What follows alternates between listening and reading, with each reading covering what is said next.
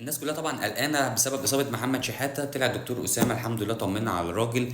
ليه احنا قلقانين على محمد شحاته؟ لان احنا ما صدقنا لا لعيب راجل، عارف اللعيبه اللي هي ايه، ايام عارف انت الزمن الفن الجميل، هو محمد شحاته ده زمن الرجوله القديمه.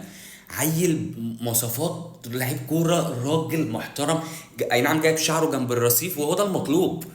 لا بتلاقيه بيسابخ لك شعره ولا موقفه لك ولا عامل لك راسته ولا الشغلانه دي. واحد ما هو شغله وبيته، ما بتشوفوش في اي حوار، ما بتسمعش عن محمد شحاته لعيب راجل. عشان كده كل الزملكاويه كانت لما اتصاب وطلع من الماتش كلنا لقينا اللي لا محمد يا حبيبي ماتش السوبر وبتاع. بس الدكتور طلع طمنا الحمد لله الراجل هيرجع ان شاء الله، هيبقى موجود الماتش الجاي كمان اللي هو اليوم السبت دوت. بيقول لك الاصابه كانت في العضله وكنا ممكن نفكها له ويقدر ينزل، بس احنا ما حبيناش نجازف بيه عشان خاطر يعني ملهاش لازمه، الوقت كان خلاص قرب يخلص واحنا كسبانين، فقلنا نريحه افضل. وده طبعا احسن بكتير اللي هم عملوا كده. فان شاء الله هيبقى موجود، لان فعلا زي ما قلت لكم محمد شحاته من اللعيبه الرجاله اللي انا مبسوط جدا جدا اللي هو موجود في نادي الزمالك.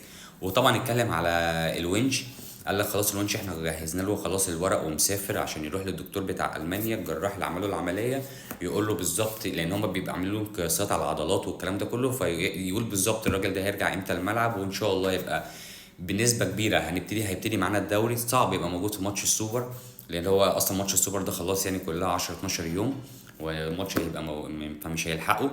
وطبعا اتكلم على عبد الشافي، قال لك برضه هيبقى تقريبا بعديه على طول هيرجع، يعني بالترتيب كده هيبقى الونش ان شاء الله على بدايه الدوري، ممكن تلاقي بعديها بشهر عبد الشافي، بعديها بشهر ونص شهرين احمد حمدي.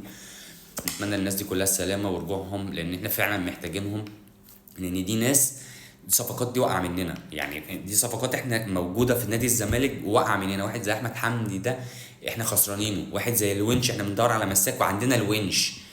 فدول صفقات تقيله تقيله تقيله تقيله.